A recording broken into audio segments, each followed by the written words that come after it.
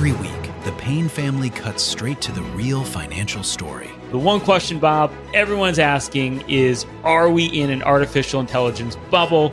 You've been through boom and bust. What do you think? No hype, no myths. Just what actually matters to your money. Does feel very similar to what we experienced in the 90s. Where are we, though? Are we in 1995, 1997, 1999? Listen to the Pain Points of Wealth on the Red Apple Podcast Network. At IKEA, your dreams can come true. Well, maybe not the ones where you're being chased by a monster. We're talking about kitchen dreams. And there are IKEA products and solutions for all of them. Whether it's a whole new kitchen, a statement glassware set, or just new cutlery. If you got big dreams or small dreams in any size of budget, IKEA can help you bring them to life. Visit IKEA.us/dreamkitchen to learn more. Dream the possibilities. The Stone Zone, entertaining and informative on the Red Apple Podcast Network. You are now entering the Stone Zone. It is the day after Christmas. It is amazing that just as President Richard Nixon mined Haiphong Harbor in Hanoi in North Vietnam to bring the North Vietnamese ultimately to the table for peace talks in Paris, which ended that war ahead of schedule based on what the Pentagon and the defense contractors wanted. President Donald Trump unleashed a blistering attack, air attack, against ISIS, specifically in Nigeria. The president has made it very clear that the mass slaughter of Christians or Jews is unacceptable any place in the world, and he will use American power to deliver a powerful and deadly strike, in this case, with the cooperation and intelligence from the Nigerian government. The strikes were carried out using what is thought to be 6 Tomahawk cruise missiles launched from a U.S. Navy ship in the Gulf of Guinea, hitting 2 ISIS camps directly. Sources consistently say that there were more than a dozen total Tomahawk missiles fired. No official report as to the total tonnage of bombs dropped or the exact payload weight. Each conventional Tomahawk missile, the 4 or 5 variant, typically use a warhead with approximately 1,000 pounds of explosives. So with more than a dozen Tomahawk missiles, the total payload would be in excess of 6 tons of bombs, making a very strong statement by President Donald Trump. President Trump announced that the U.S. forces carried out these precision airstrikes in northwest Nigeria on Christmas night, targeting ISIS militants responsible, as I say, for the mass slaughter of Christians across the region. The operation was conducted, as I say, in coordination with the Nigerian government, following weeks of escalating violence and warnings from the White House and extensive consultation between the governments. The president described the terrorists as brutal and barbaric, described their attacks against Christian communities. President Trump said, and I quote, "These killings reach levels not seen in years, maybe centuries. I warned these terrorists that if they did not stop slaughtering Christians, there would be hell to pay." Tonight there was. This is, of course, a projection of American power by President Trump that is completely consistent with his long-standing position of protecting Christians around the world. Secretary of War Pete Hegseth was backing the president up, saying the strikes fulfilled the president's earlier warning. Specifically, Secretary Hegseth said the killing of innocent Christians must end. ISIS must be found out tonight. More to come. He also again thanked the Nigerian government for its cooperation. The action follows a surge in jihadist violence across Nigeria, including deadly attacks on churches and mass kidnappings of anyone who worships Jesus Christ as Lord. In response, the administration has announced new visa restrictions targeting individuals involved specifically in terrorist activities and religious persecution, a move that Secretary of State Marco Rubio, surprisingly emerging from his neocon past to be one of the stalwarts of Trumpism, said the perpetrators would be held accountable. American foreign policy hasn't not been concerned with the well-being of Christians in a long time, certainly not under Obama, certainly not under Biden. This is why Trump loves the military, and the military loves Trump. And it is, I think, appropriate on this Christmas Day. You know, I'm one of those people, I don't ever like to buy anything new. And you can live, a lavish appearing lifestyle. You can live in high style, but you don't have to pay prices, the retail price for anything if you're prepared to shop online. I've written a long article about how much I like Etsy.com and Poshmark.com. You have to be prepared to shop, but basic things like Gucci loafers or a navy blue blazer or a tasteful regimental necktie can be found at bargain prices, and therefore you don't have to be wealthy to be well dressed. You can find gently used, sometimes what they call new old stock, which means never used, things online for a fraction of their original retail price. I'm talking about a garment or a pair of shoes that was once $3,000 that can now be had for $100. I'm talking about ties that were once $110 now selling for $17. And one of my great passions is always have an extensive collection of cocktail shakers. That device that you use for shaking up the perfect gin or vodka martini, and they come in all types of nice, cool Art Deco designs, and some you find them in the shape of a penguin, or in the shape of a dirigible, and they're very Art Deco oriented. I've never bought one new. I've always bought them online, and I buy ones that are, have some cool design to add to my collection. Some of the Italian ones are particularly cool. A lot of them English and from the 30s. I bought them at yard sales. I bought them at secondhand shops. I bought them at thrift shops. I bought many of them online. I can honestly say I've never went online and bought one new, I don't believe. The key to a great cocktail shaker is that it does not, when it gets cold and it freezes and expands, it's impossible to get the top or the cap off. That is, by definition, not a great cocktail shaker. Of course, it was Richard Nixon who gave me his very secret martini recipe, which he referred to as the silver bullet.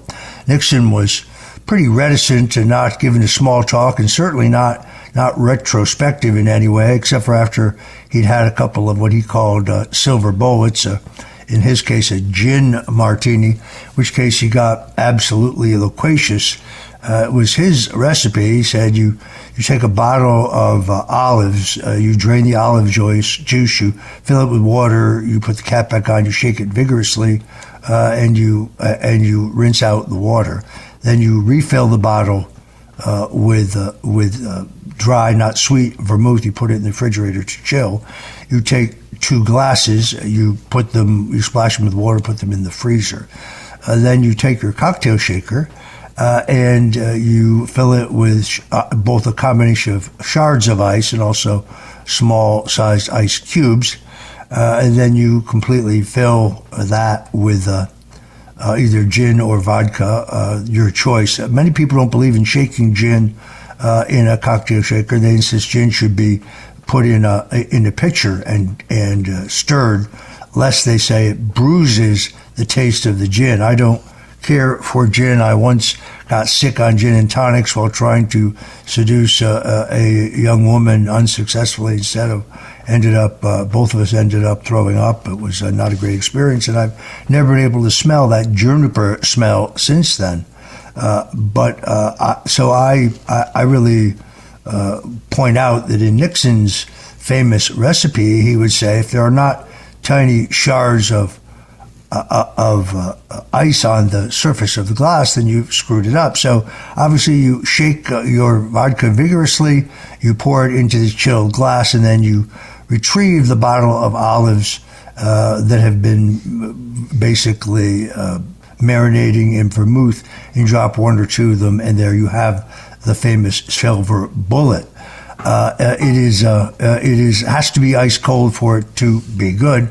I told Nixon it was a great recipe. He said that he had inherited it from Winston Churchill.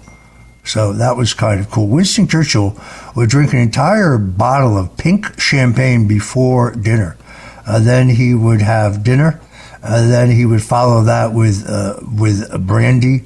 And then he, later in the evening, would have a couple of highballs. He had an extraordinary capacity for alcohol. The man who led Britain in the darkest days of World War II, a man who recognized the dangers of international communism, but only did so in many ways too late. But he did save his nation. And anyway, I saw this very, very cool cocktail shaker I wanted to add to my collection, and I think I saw it on one of the websites. I won't say which one. And it was only $28. It was beautiful, but it came from Germany, I believe it was. So I bought it online. I used Apple Pay to buy it, and I got a notice from the local UPS store where it should have been shipped that I had to pay duty on it, but that they did not have a link to the website where I had to go to pay the duty, and I had received no notification in email or text that duty was due. So this became a mystery. I went to the local UPS store where I have a box, and they explained they didn't have, and that I could not pay it, using an ATM or a credit card through them or through Apple Pay. That I had to connect with the USPS International website. So I thought that was odd. They said, well, we can give you an 800 number for them, so you can call them and explain that you want to pay the duty, and then they'll deliver this package from Germany here after you pay the duties and the customs charges, taxes, if any. So I tried calling this 800 number, but I would find out that it would have, 6 and 8 hour, 20-hour waits for customer service. Meanwhile, I still have no email notifying me that my cocktail shaker is sitting in a locker someplace in South Florida and can't be delivered to my box until I pay this duty. The whole thing becomes an extraordinary bureaucratic nightmare. And what makes it even odder is that the delivery man for USPS, who somehow has my phone number but not my email address, texts me a photo of him holding up an open cell phone and showing that his phone is open to the link where I have to go to pay the duties. Of course, he doesn't respond to my text messages to him. How he got my number, I have no idea. But it was an extraordinary game. I can't tell you how much I think that you can find amazing things, arts and crafts, custom-made clothing, the old Ralph Lauren line. He brought back Ivy League style, classic American style. You find all these things online. They don't have to be new, and you can dress like a king or dress like you went to private school, even if you didn't make it through the first grade. I strongly recommend it. Once again, you're looking for the basics if you're a young man. The key is you don't have to be wealthy to be well-dressed and well-groomed, and that is precisely my point. I wrote a book, Stone's Rules, about it, which I commend to you. And coming up this New Year's Day will be my 16th annual International Men's and Women's Best and Worst Dressed List. This is a custom that I picked up from the late Mr. Blackwell. He was the syndicated columnist who passed 17 years ago when I picked up this torch. So look for that. Finding men and women of truly great style today and this year. Each year gets harder and harder and harder. But we have an incredible list this week. And again, I will release that as I have every year on New Year's Day. The only year I didn't do so was when I was gagged by a federal judge and unallowed to comment on anything during the Mueller witch hunt days. But I'm still picking out the key pictures. I'm still making final selections. There is a radio talk show host, not on not on a Red Apple station, but one far away who tried to bribe his way onto the list, but it doesn't work that way. I'm Roger Stone. To listen to the Stone Zone, and we'll be right back. The Stone Zone, entertaining and informative. On the Red Apple Podcast Network. I appreciate those warm words from J.D. Vance. J.D. Vance gave one of the most important and I think impactful speeches I have seen at the Turning Point USA's America Fest in Phoenix, Arizona last weekend. We played a couple clips from it. It was truly inspirational and very focused, telling conservatives, Trump supporters, free thinkers, independents, people not captive of the far left, to stay focused on the dangers of the progressive Marxist left instead of fighting with each other. Some criminals are just so dumb, it's beyond belief. Florida Democrat Congresswoman Sheila Sheriff-Elias McCormick is facing additional major scrutiny after she appeared to digitally try to remove a luxury diamond ring from her Christmas Day social media post. This was just weeks after she was indicted on federal charges tied to stealing $5 million from FEMA. She's currently under indictment, but she then has her picture taken wearing a $109,000 diamond bracelet. Then she tries to actually delete it from her images after it is too late. Critics say the Congresswoman is trying to erase the evidence of the alleged corruption. This after she previously is photographed wearing a gold bracelet that was estimated to be worth $300,000.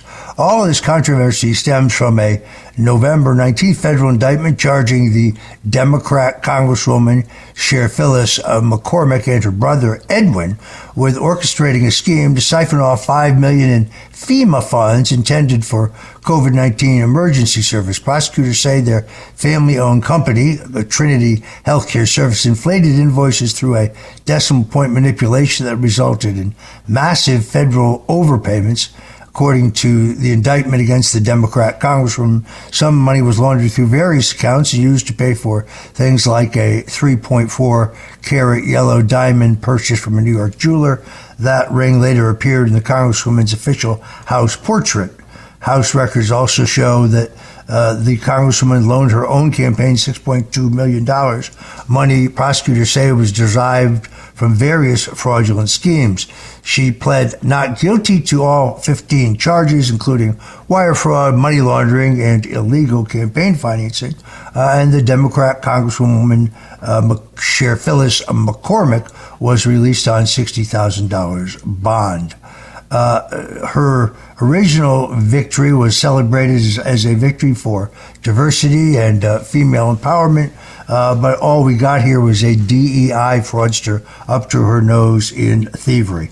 I'm Roger Stone. To listen to the Stone Zone here on the Red Apple Audio Networks, and we'll be right back. The Stone Zone, entertaining and informative. On the Red Apple Podcast Network. Welcome back into the Stone Zone. Well, here is some sign of hope. According to Just the News, two criminal attorneys who represent former CIA Director John Brennan both publicly acknowledged that their client is the target of a federal investigation into his activities while CIA Director, specifically, of course, around the Russian collusion hoax that he helped create. And they've actually filed an action with a federal judge to ask a judge to order the Justice Department to stop any further investigation of the role of John Brennan. So Brennan this is a Hail Mary pass. He's hoping that he gets a liberal activist judge, like so many of these controversial cases do, and that he, at a minimum, gets a temporary a hold against an ongoing investigation. Now, I have said for some time that I believed that you had plausibly a long-ranging seditious conspiracy, meaning the issue that the coup d'etat that begins in a White House meeting with Barack Obama in the chair. I believe it is April 17th of 2016, where the Hillary plan is basically approved, and where they utilize the falsified intelligence assessment regarding Trump's ties to Moscow based on the completely fraudulent Steele dossier. That continues into the full-blown Russian collusion hoax, including Jake Sullivan, Hillary Clinton's national security advisor, later Biden's national security advisor, announcing that Trump had a computer terminal link with a bank in Moscow, the Alpha Bank in Moscow, which turns out to be completely and totally untrue. But that particular smear was approved by Hillary herself as well as Jake Sullivan. So the outrageousness of this criminal, Brennan, who is a convert to radical Muslim, who is who I believe, as the station chief in Riyadh, signed the visa for 4 of the hijackers who we are told attacked America on 9/11. John Brennan, who got caught red-handed spying on a Senate committee that was investigating his use of illegal torture.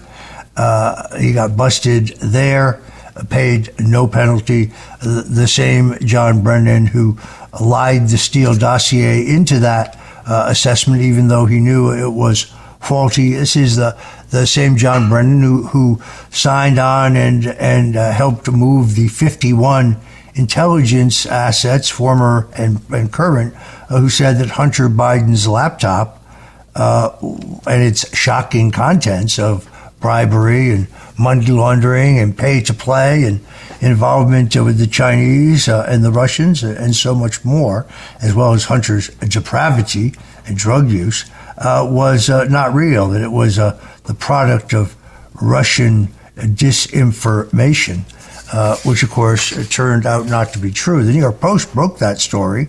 The Hunter Biden laptop is indeed real. They were temporarily banned on Twitter, seems like 100 years ago, only to turn out to be right. 17% of voters told one poll of voters who said they voted for Joe Biden now say, had they known that Hunter Biden's laptop contents were real, they would not have voted for Biden. So you see the importance of suppressing this story. And you can find the full compendium of Hunter Biden's laptop if you go to marcopolo.org. That is the nonprofit organization headed by Garrett Ziegler, who is a relative of Ron Ziegler, who was the secretary, the press spokesman, press secretary essentially, communications director for President Richard Nixon. Ziegler has painstakingly and faithfully recreated the entire contents of Hunter Biden's laptop. He has thoughtfully added footnoting so you can understand it a little better, but he hasn't changed the substance, and he has blurred the most pornographic of pictures, so it's safe to have your copy around the house. It is very, very much worth looking at. The gall of John Brennan saying you can't investigate me because of national security gives one hope. Fox had announced some weeks ago that the U.S. Attorney in the Southern District of Florida, the logical place for this case, had sent out subpoenas to Brennan as well as Andrew McCabe and Lisa Page of the FBI and others. Now, the reason I say Florida is because if this is a continuing seditious conspiracy, I would argue it's born in the White House. It goes through the 2016 election and the Russian collusion attempt to remove Trump. It is behind the 2 failed impeachment attempts. Takes you to the what I think is widespread fraud in the 2020 election that was abetted by COVID-19 restrictions on the country, which destroyed Donald Trump's campaigning style. He had to shut down his famous rallies. as soon as the COVID restrictions were over and he began campaigning again in 2020 in his set piece rallies, he began to rise again in the polls. It's an interesting phenomena that I noticed. But then it takes you through the January 6th adventure, the efforts by the deep state to insist over and over again that the formation of alternative elector slates is somehow seditious or traitorous, which it's not. It's a long legal history of it in the United States. When a state's election results are being challenged in the courts, and you don't know the outcome of those challenges, you would form an electoral board of electors for the Electoral College as a precaution in the event that you won your litigation. But they wanted to put Rudy Giuliani and Sidney Powell and many fine Michigan Republicans completely, put them in jail. They did the same thing in Nevada. So, and then of course it takes us to the January 6th investigation of Trump by Jack Smith, the so-called documents case, which makes no sense at all because there is no reason to launch a raid on Mar-a-Lago, the home of a former president. We learned just last week that those at the senior reaches of the FBI argued with the Justice Department were opposed to raiding Trump's property, said that there was not probable cause to do so. They were overruled in that shocking act on a former president.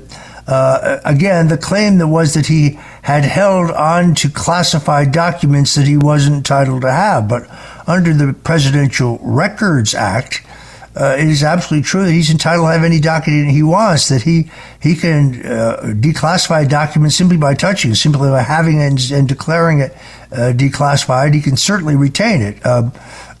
It's interesting that the judge in my case, Judge Amy Berman Jackson, also the judge who sat in judgment of Paul Manafort, a total partisan, a vicious Trump-hating partisan, even she ruled in a previous case that President Bill Clinton was entitled to have classified documents anywhere he wanted them. He had them in his sock drawer in Chappaqua, New York. So Trump was entitled to have whatever documents. There was never any reason for the invasive raid on Mar-a-Lago. The FBI rooted through Melania's underwear drawer the same way they rooted through my wife's underwear drawer after they stormed our home at 6 o'clock in the morning. And of course, that therefore means that the conspiracy, which is ongoing, I would argue, continues to Florida, making the U.S. Attorney, Jason Quonis, for the Southern District of Florida, the perfect person to prosecute these crimes. I specifically say that the classified documents, as released by as released by Tulsi Gabbard, and additional information as released regarding Hillary Clinton, demonstrate without any question whatsoever that there was a seditious conspiracy, that they knowingly used two pieces of fabricated evidence, the so-called Steele dossier, which was paid for by Hillary Clinton and alleged that Donald Trump, while visiting Russia as a private businessman, had dallied with Russian prostitutes, including the salacious claim that Trump watched these prostitutes urinate on a bed previously employed by President or used by President Barack Obama on an official visit. This was a completely fabricated report. And then there was the false claim that the Russians had conducted an online hack of the Democrat National Committee, and that information had somehow made its way to WikiLeaks and perhaps even to the Trump campaign. That's also a fugazi. There was no online hack. The download times of the theft of material show that it was downloaded to some portable drive and taken out the back door. So there never was any online Russian hack. The FBI admitted in my trial that they had never inspected the computer servers of the DNC. But those were the twin pillars to pin Russian interference on Donald Trump. I just got to be a bit actor in that particular outrage. So Brennan now asking a federal judge to put him beyond the law. Everybody is equal under the law. Nobody is above the law. That's what Brennan and the left used to say about Trump. It's what we now say about them. President Trump turning up the pressure on Maduro. Maduro is a public relations wizard, I must say. This guy runs a brutal narco state. I don't think people understand that the United States gets between 200 and 250 million metric tons of cocaine from Venezuela annually. That's $17.5 billion approximately in street value.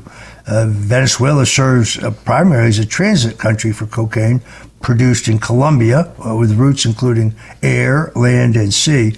Not all of the cocaine that ends up in Venezuela is destined for the United States. It's kind of a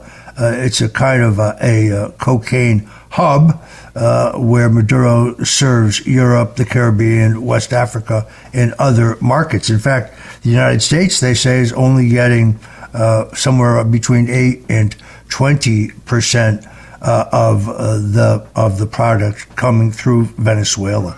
To me, this, rather than regime change, could be the single most important reason to take Maduro out. Maduro has been posing with Catholic priests and endlessly criticizing America's endless wars, citing our interventions in countries like Iraq, Afghanistan, Libya, Syria, and other foreign policy disasters. He keeps talking about his desire for peace.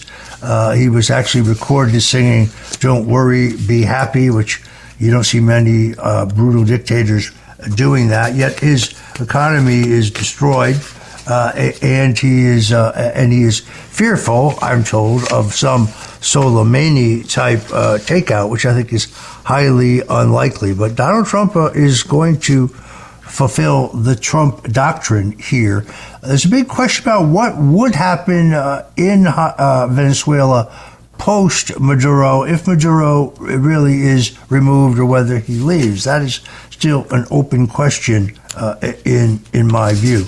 But Marco Rubio is very adamant here. And folks, it's very, very much about drugs and American lives rather than regime change, although Marxism cannot be accepted here, nor in Honduras, nor in Cuba, because they all engage in narco-Marxism, narco-Marxist drug trafficking, killing Americans. You're listening to The Roger Stone right here on the Stone Zone Show, and we'll be right back.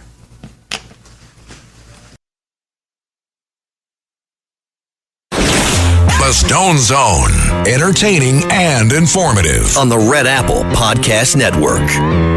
We're back in the Stone Zone. I'm very, very wise to the ways of the swamp, having spent 40 years, almost 50, in the corroded rectum of the two-party system. It's not clear that Maduro will be ultimately removed in Venezuela. There are fissures around Trump. Some advisors suggest that Maduro could be allowed to remain. Others say that he should be allowed to leave but retain no wealth or power, just leave without and get safe passage. Others insist on his complete removal. But then what would happen if he did leave? Maria Corina Machado, who of course was given the Nobel Peace Prize, who has dedicated that prize to President Trump. Many argue that she won the last real election. Maduro and the Chavistas had to cheat to hold on to it. Some argue she should be one of, say, 9 commissioners who have a transitory period in which they prepare for new elections. A lot of this is about the oil, folks. There's a lot of powerful interests in Washington who are looking at those oil deposits and those oil wells in Venezuela. Although Venezuela makes far, far more money through narco trafficking than they could even make as one of the country's oil producers. Also, their crude is not as desirable as the crude oil from, say, Nigeria, where they have what they call Bonny light crude. It is a natural oil with a much lower sulfur content and therefore costs much less to refine into products like gasoline and motor oil and other products. So it is going to be very interesting to watch this particular war. I was thinking about a twilight zone moment in my life. I was working in Bermuda. I was working for the United Bermuda Party. I represented them in 2 parliamentary elections. They were the multiracial and more conservative, free enterprise, pro-U.S. party in Bermuda. John Swan, their very charismatic and photogenic premier, was my client and their candidate. He brought a great growth and stability to Bermuda, but there were only 2 flights out of the airport in Bermuda. It was a small, facility, a chain link fence, and there was 1 flight a day to New York and 1 flight a day to Washington, where I lived. I rushed to the airport to get the flight. I was assigned it was both American Airline flights. I was assigned C-16C, which was interesting because 16C was the famous rule number that the Reagan forces introduced at the 76th convention to try to require that Gerald Ford name his running mate prior to the ballot for president, because Ford had promised the vice presidency to at least 5 people in order to beat Reagan at the 76th convention. So I got on the plane and I went to my seat, and there was a man sitting in it. And I said, "Pardon me, I think that may be my seat." And he pulled out his ticket, and he was in the right seat, but his name was Roger Stone. And then I looked on the luggage tag on his briefcase. It was under the seat in front of him, and sure enough, it said Roger Stone. I realized that I had meant to be on the flight for Washington. I had mistakenly gotten on the flight to New York. I quickly departed and made my flight to Washington, but not before I asked him whether he was the Roger Stone, the environmentalist who lived in Georgetown. He said yes. He says, one of the things always confounded my wife and I. We kept getting invited to state dinners and other events at the Reagan White House, and I don't even like Ronald Reagan. So that Roger Stone had been getting all of my invitations during those salad days of Ronald Reagan. But what are the odds? What are the odds? I went to seat 16C on the other American flight, which went to Washington, D.C. By the way, the United Bermuda Party won both elections under my leadership and would go on to be a solid party for the country, but ultimately even Bermuda would lurch to the left, and its tourism industry would get hurt very badly because of that lurch to the left. Thanks for joining us today in the Stone Zone. Until we meet again, God bless you and a Godspeed. Thanks for listening to The Stone Zone with Roger Stone. You can hear The Stone Zone with Roger Stone weeknights at 8 on 77 WABC. If you like the podcast, share it with your friends and listen anytime at WABCRadio.com and download the WABC Radio app. Hit that subscribe button on all major podcast platforms. Plus, follow WABC on social on Instagram, TikTok, Facebook, and X. See you next time for a new episode, so you never have to wonder. What the heck is going on here? This is Roger Stone. The holidays are here, and it's the time of year when travel, crowds, and cold weather mean one thing: everybody's getting sick. And in moments like this, you don't want to rely on the bureaucracy, the nonsense, or the slow-moving medical machine. You want control. You want to be prepared. You want options. That's why I want to tell you about All Family Pharmacy, a company that actually puts you in charge of your health. You can go to allfamilypharmacy.com/stone, place your order online, and a licensed physician reviews it. Once approved, your medication ships directly to your doorstep. Fast, private, and secure. So whether you're looking for ivermectin, antibiotics, or everyday maintenance medications, All Family Pharmacy now has you covered. No waiting rooms, no runaround, no interference. This holiday season, don't gamble with your health or your family's health. Stay prepared, stay protected, stay in control. Visit allfamilypharmacy.com/stone and now save 10% with code STONE10. Take charge of your health, because nobody cares about your freedom more than you do. Hey, Ryan Reynolds here for Mint Mobile. You know, one of the perks about having 4 kids that you know about is actually getting a direct line to the big man up north. And this year, he wants you to know the best gift that you can give someone is the gift of Mint Mobile's unlimited wireless for $15 a month. Now, you don't even need to wrap it. Give it a try at mintmobile.com/switch. Upfront payment of $45 for 3-month plan equivalent to $15 per month required. New customer offer for first 3 months only. Speed slow after 35 gigabytes if network's busy. Taxes and fees extra. See mintmobile.com.